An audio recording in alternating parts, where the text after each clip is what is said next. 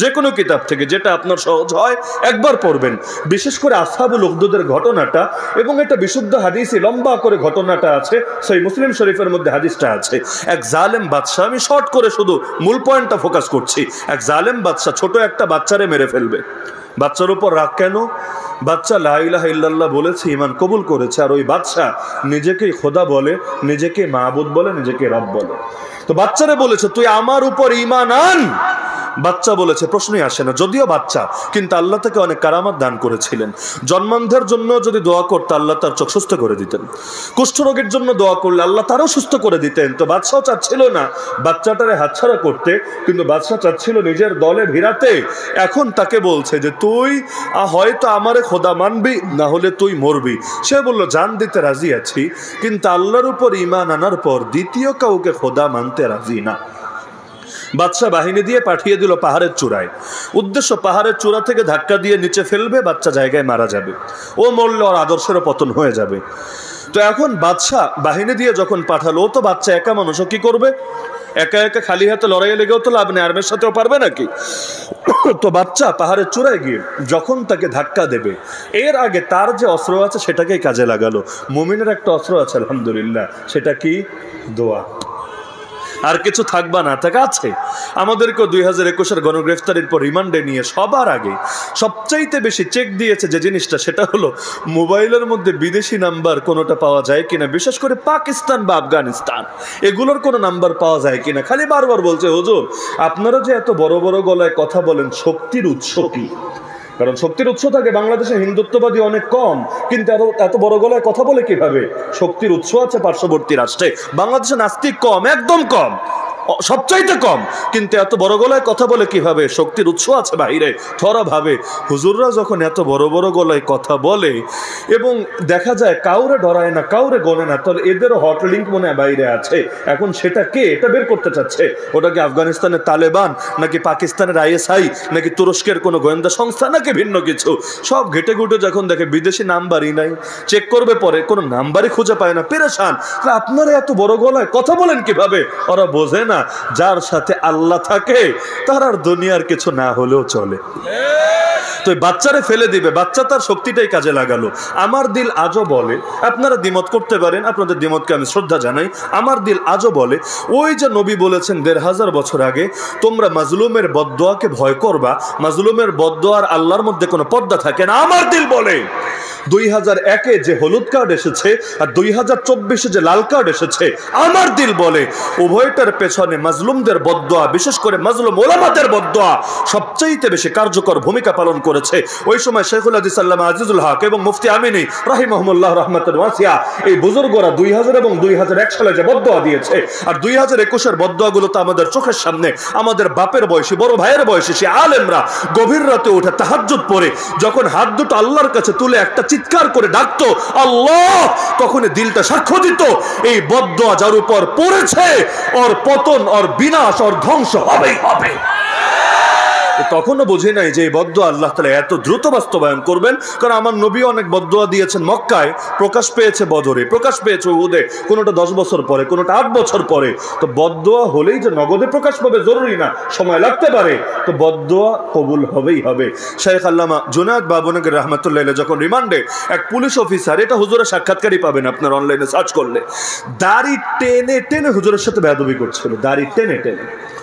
এমনি তো শরীরে কিছু নাই, শাপলা চত্বরে তো পায়ের তলায় পড়ে, মানে যখন লাইট বন্ধ গোলাগুলি হচ্ছে কেউ তো কাউরে দেখে না, তো সবাই এমন ভাবে পালাচ্ছিল, উনি তো বয়স্ক মানুষ, হাঁটতেও পারে না, ধাক্কা খেয়ে পড়ে গেছে। তার নিজেরই ভাষ্য হলো যে কয় হাজার যে আমার পিঠের উপর দিয়ে গেছে আমি জানি না, এবং ওই সময় কালেমা পড়েছি, মনে হয় না আর উঠতে পারবো। কারণ একজন বয়স্ক মানুষ যদি এভাবে পাড়া খায় বাঁচে কিভাবে? তা আল্লাহ বাঁচিয়েছেন, শুধু বাঁচিয়েছেন তা না, এক পর্যায়ে তো ওনাকে টার্গেট করেও গুলি করা হয়েছিল, ওনার কানের লতির আশপাশ দিয়েও গুলি গিয়েছে, আল্লাহ হেফাজত করে দিয়েছে।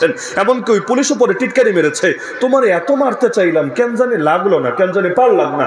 অবশেষে নিয়ে গিয়ে এমনি শরীরে কিছু নাই, প্রচন্ড ডায়াবেটিস, কত সমস্যা, তার মধ্যে যখন দাড়ি টেনে টেনে জুলুম করছিল, তিনি বারবার বলছিলেন আমারে কষ্ট দিলে দে, কিন্তু নবীর সুন্নতের সাথে বেয়াদবি করিস না, আল্লাহ সহ্য করে নেবে না।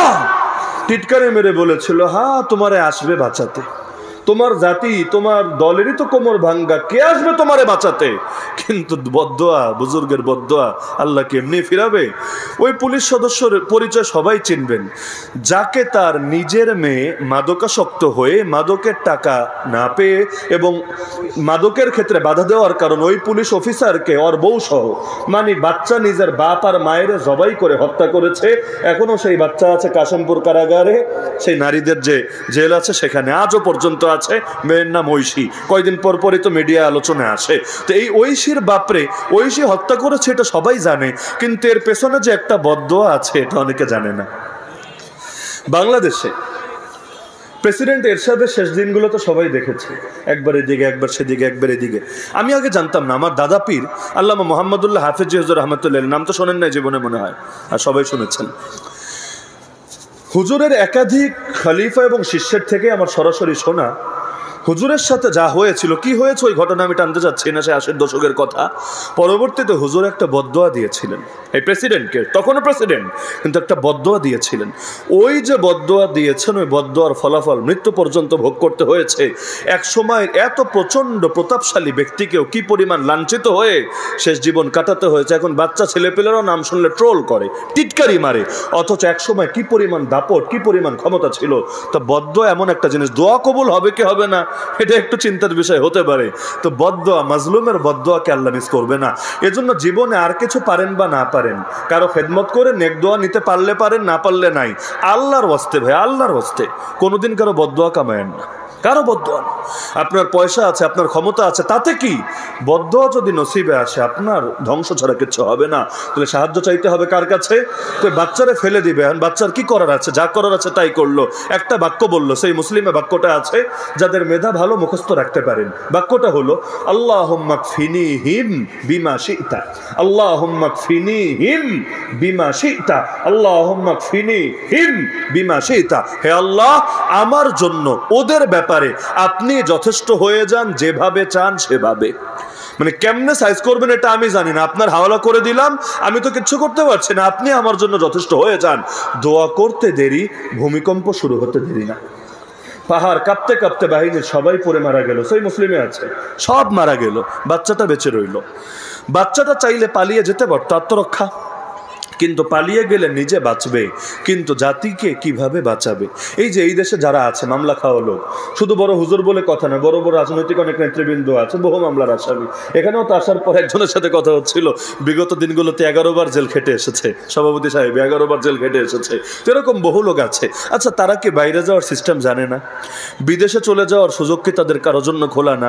এই যে বড় বড় হুজুরদেরকে আপনারা চেনেন, ওনাদেরকে বরণ করে নেওয়ার জন্য দুনিয়ায় বিভিন্ন রাষ্ট্রের লোকেরা প্রস্তুত না, কলিজা খুলে দেওয়ার জন্য প্রস্তুত। তাহলে যায় না কেন? গেলে তো নিজে বাঁচবে, কিন্তু সবাই যদি চলে যায় জাতির হালকে ধরবে। কিছু মানুষকে জামানার বেলাল হওয়ার জন্য তৈরি থাকতে হয়, জামানার হুসাইন হওয়ার জন্য নিজের বুক টান টান করে জালেমের সামনে, রক্তচক্ষুর সামনে দাঁড়ায় যেতে হয়। কারণ সবাই যদি চলে যায় তাহলে অন্ধকারকে দূর করবে কে? এই সমাজে আলো আনার জন্য হাল ধরে রাখবে কে? এজন্য হার জামানায় কিছু মানুষকে টিকে থাকতে হবে। আমার নবী হিজরত করেছিলেন সবার আগে না সবার পরে? কি জানেন না ঘটনা? মক্কা থেকে যে হিজরত করেছিলেন সবার আগে না সবার পরে? সবার পরে। এজন্য নেতা যারা হয় তারা এমনই হওয়া উচিত, পুরো জাতিরে বাঁচাবে, এরপর যদি হায়াত থাকে নিজের ফিকির করবে, না হলে আল্লাহর ডাকে সারা দিয়ে আল্লাহর মেহমান হবে। তো বাচ্চা পালায় গেলে যেতে পারতো না, গিয়ে বাদশার কাছে চলে আসলো। বাদশা অবাক, কিরে ট্যাবলেট তুই একা কেন, বাকিগুলা কই, আমার বাহিনীর সদস্য কই? সে বলল, সদস্য কই বোঝো না, কাফা হুমুল্লাহ, ওদের জন্য আল্লাহ যথেষ্ট হয়ে গেছেন। যদি অন্তরে মোহর পড়া না থাকতো তাও তার বুঝে আসতো, কিন্তু অধ্যত্তে অন্ধ হয়ে সে এবার বললো, এদেরকে নিয়ে যাও, এই বাচ্চারে নিয়ে সমুদ্রের মাঝখানে যাবা, সেখানে ওরে ধাক্কা দিয়ে ফেলে দিবা, যতক্ষণ মৃত্যু নিশ্চিত না হয় তোমরা থাকবা, মৃত্যু নিশ্চিত করে ফিরে আসবা। নিয়ে গেল সমুদ্রের ভেতরে। বাচ্চার তো দোয়া জানাই আছে, হ্যাঁ দোয়াগুলো কিন্তু আপেক্ষিক, ইসমে আজম। আল্লাহ এক একজনের জন্য এক এক বাক্যর ইসমে আজম বানায় দেয়। দোয়া ইউনুস, লা ইলাহা ইল্লা আনতা সুবহানাকা ইন্নী কুনতু মিনাজ জালিমিন, ইউনুস নবীর জন্য ইসমে আজম। কিন্তু আইয়ুব নবীর ইসমে আজম কোনটা কোনটা ছিল? রব্বি আন্নী মাসসানিয়া দুররু ওয়া আনতা আরহামুর রাহিমিন। নবী ইব্রাহিমের জন্য আরেক দোয়া।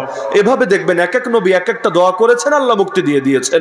অনেকে আবার নবী না, যেমন মুসা আলাইহিস সালামের মা তো নবী না, ঈসা আলাইহিস সালামের মা তো নবী না, কিন্তু আল্লাহ তাদের দিলেও কিন্তু ইলহাম করেছিলেন, বিভিন্ন জিনিস ঢেলে দিয়েছিলেন।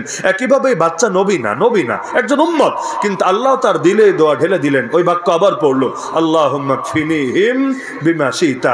বড় বড় ঢেউ এসে নৌকা ডুবে গেল, সব মরে গেল, একটা কাঠের টুকরা, সামান্য একটা টুকরার উপরও ভেসে রইল।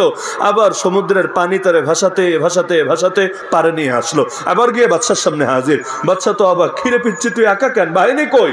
একে জবাব, কাফাহুমুল্লাহ, আল্লাহ যথেষ্ট হয়ে গেছেন। এখন তো আরো সের আগে অগ্নিশর্মা কি করবে, কেমনে মারবে? বাদশা বলছে, তোরে আমি মাইরা ছাড়বই যেভাবে পারি, তুই ভাবিস না আমি এত সহজে নিরাশ হব।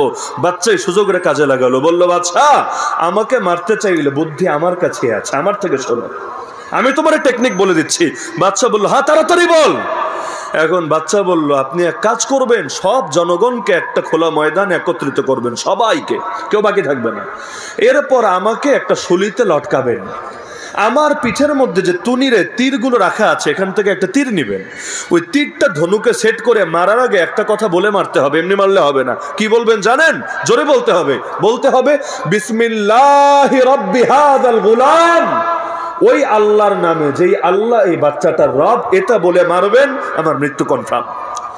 এখন মন্ত্রীরা বলছে, বাদশাহ পোলাপানের ফাঁদে আপনি পা দিয়েন না, আপনি শেষ তাহলে। কারণ বুঝতে পারছে পোলাপানের ফাঁদ তো ভাই ডেঞ্জারাস ফাঁদ। অনেক সময় বড় মানুষের ফাঁদেও তা হয় না যেটা বাচ্চা পোলাপানের ফাঁদে হয়ে যায়। তখন বাদশারে বোঝাচ্ছে, আপনি ওর বুদ্ধি শুনেন না, ঝামেলা আছে। কিন্তু বাদশা তো রাগে উত্তেজিত, ওর কি আর এত কথা শোনার টাইম আছে, গুনতে রাজি না। বাদশা বললো, হ্যাঁ সব জনগণকে ডাকো। এখন মন্ত্রীরাও বুঝতে পারছে, সবাই বুঝতে পারছে যে একটা ঝামেলা হবেই হবে, কিন্তু কি বা করার আছে। এখন বাদশার আদেশ যেহেতু, সবাইকে ডাকা হলো। ওই বাদশা একই বুদ্ধি করলো, তার পিঠ থেকে একটা তীর নিল, নিয়ে বিসমিল্লাহি রাব্বি হাযাল গুলাম বলে এটা মারলো। বাচ্চার গায়ে গিয়ে বিদ্ধ হলো, বাচ্চা মারাও গেল। কিন্তু এতদিন বাদশা নিজেকে খোদা বলেছে, রব বলেছে, এখন ওর নামে তীর মারলে কাজ হলো না। তীরটা মারলো কার নামে? আল্লাহর নামে, যে আল্লাহ এই বাচ্চার রব। এখন কি জনগণের আর কিছু বুঝতে বাকি আছে? কিছু বুঝতে বাকি আছে? উপস্থিত সবাই একসঙ্গে চিৎকার করে বলে উঠলো, লা ইলাহা ইল্লাল্লাহ ঈসা রুহুল্লাহ। তখন আমার রাসূল দুনিয়াতে আসেননি, ঈসা আলাইহিস সালামের ধর্ম চলছে। সবাই একযোগে কালেমা পড়ে তখন ধর্ম গ্রহণ করে নিল, লা ইলাহা ইল্লাল্লাহ ঈসা রুহুল্লাহ। এবার তো বাদশার মাথায় আসমান ভেঙে পড়েছে। এক ইমানদারে সহ্য করলাম না, এখন তো সব ইমানদার হয়ে গেছে, এখন কি হবে? তখন আদেশ দিল, আগুন জ্বালো। উখদুদ মানি এটা, বিশাল করে আগুন জ্বালানো হলো, একজন একজন করে সবাইকে ফেলা হলো। নও মুসলিম যারা মাত্র ইমান এনেছে, এখন নামাজ রোজা হজ যাকাত কিছু করার টাইম হয় নাই। আমার আপনার পুরান মুসলমানের ইমানে তো কচু পাতার পানির মতো, কিন্তু নতুন মুসলমান একজন একজন একজন একজন করে সবাইকে ফেলা হলো। আগুনে পুড়ে ঠিকই জান দিল, একজনও ঈমান দিল না। সবশেষে একটা নারীর সিরিয়াল আসলো, কোলে দুধের একটা বাচ্চা, হাদিসের মধ্যে আছে। সে একটু বিচলিত হয়ে গেল, একবার তাকে আগুনের দিকে, আবার তাকে বাচ্চার দিকে, আবার আগুনের দিকে, আবার বাচ্চার দিকে। সে পেরেশান হয়ে গেল, হায় রে, এই বাচ্চাটার কি অপরাধ, আজকে ওকে আগুনে পুড়ে ছাই হতে হবে। তার অন্তরটা নড়বড়ে হয়ে যাচ্ছিল, কারণ মা বলে কথা, আরে মায়ের মমতা আপনি কোত্থেকে বুঝবেন? তো মা নিজের বাচ্চার কথা চিন্তা করে, নিজের কথা চিন্তা করে না, দিলটা একটু নড়বড়ে হয়ে যাচ্ছিল। আল্লাহ তাআলা সেই বাচ্চার জবান খুলে দিলেন। সেই বাচ্চা বলে উঠলো, হাদিসের মধ্যে আছে, মা তুমি মোটেও ঘাবড়াবো না, তুমি যেটাকে ভাবছো আগুনের গর্ত, আল্লাহর কসম সেটা জান্নাতের একটা বাগান ছাড়া কিছু না। লাভ দিতে দেখো, জান্নাতে পৌঁছতে দেরি হবে না। এটা শোনার পর আর কোনো মায়ের কিছু বুঝতে বাকি থাকে? কারণ কোলের মধ্যে হাতে গোনা কয়েকটা বাচ্চাই কথা বলেছিল, হাদিসের মধ্যে আছে। অবশেষে ঠিকই ঝাঁপ দিল, জান দিয়ে দিল, কিন্তু ঈমান দিতে রাজি হলো না। তা আল্লাহ যেহেতু সাহায্য করার মালিক, সাহায্য চাওয়া দরকার জীবনের সব ক্ষেত্রে কার কাছে? আল্লাহর কাছে। তো কয়েকটা মৌলিক বার্তা দিলাম। তবে ওই নেয়ামত প্রাপ্ত কারা, গজবগ্রস্ত কারা, বিপদগামী কারা, এটা নিয়ে আরেকটা ক্লাস লাগবে। এক ক্লাসে সব আলোচনা শেষ করা যাবে না, অন্তত আরো 1 থেকে 1.5 ঘন্টার এটার জন্য স্বতন্ত্র আলোচনার প্রয়োজন হবে। এজন্য বাকিটারে বাকি রেখে দিলাম, আপকামিং সুন ইনশাআল্লাহ। কখনো যদি মোলাকাত হয় বাকি আলাপ হবে। যে কথাগুলো আলোচনা হলো, আল্লাহ তাআলা আমাদের সবাইকে সঠিকভাবে জানার, বোঝার এবং আমল করার তৌফিক দান করুন, আমিন। ওয়া আখিরু দাওয়ানা আনিল হামদুলিল্লাহি রাব্বিল আলামিন।